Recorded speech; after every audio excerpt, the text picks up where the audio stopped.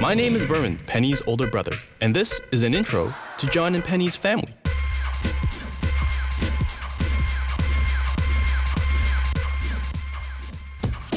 First off, Penny.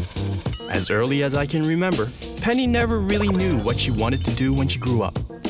After teaching English in Japan and becoming a licensed real estate agent, she finally realized the only way that she can tell people what to do and get paid for it was to be a teacher. She soon found herself working as a Montessorian, and she is now in the process of completing her master's in education.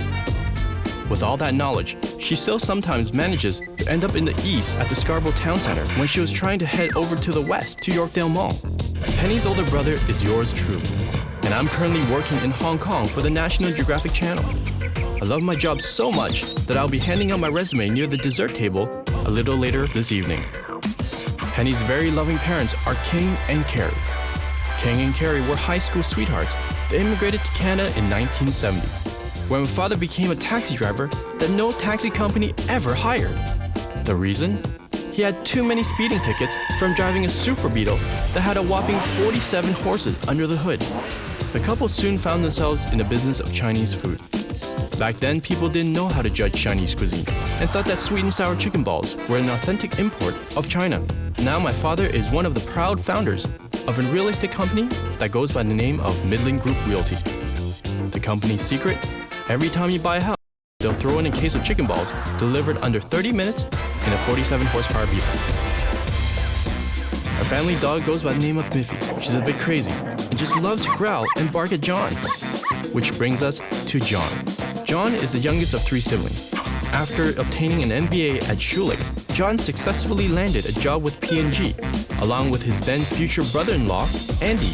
John has recently moved over to Reckitt Beckon something, only because trying to pronounce the company name makes great conversation at the dinner table. John, the golf-loving Ducati-riding fisherman, lives a walking distance away from Penny, and can be easily recognized over the phone with his raspy voice that somewhat resembles Marlon Brando in The Godfather.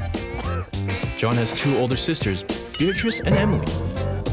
Beatrice is a teacher that has two kids, Sarah and Ryan. Ryan only yesterday discovered how tasty his toes are.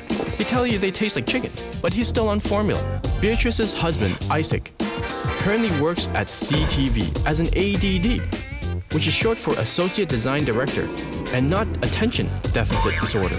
So we think. What this means is that he has the power to land me a job. So Isaac, if you're watching this, hire Bourbon. Bourbon is king. Emily, the younger sister, is a proud mom of little Katie and is 8 months pregnant with her second child. Emily and her husband Andy both work at the Toronto Stock Exchange, and no, they do not have any inside info to give. And if they do, I'll let you guys know. Let's meet the proud parents of John, Richard, and Adelina. These two kids met in Hong Kong at an early age of 7 and eventually found themselves in Canada, where Richard began blowing things up as a chemistry teacher and Adelina telling him to quiet down as a librarian. Adelina later found herself in the Yorkville area, owning a fashion boutique called Shay's Toyo, where the name can only lead me to believe that the boutique offered French fashion suitable for riding Japanese motorcycles. The couple also ventured into the Chinese food business, where they purchased 3 Holy Chow franchises, and were not allowed to buy any more in fear that their franchise would have to change their name to Holy Chen. Now Adelina and Richard are back in Hong Kong, running the family business called Trinity Trades, selling the holy trinity of medical and pharmaceutical equipment and everything else you can find under one roof. And that, my friend, is a brief introduction of the families of John and Penny. The end.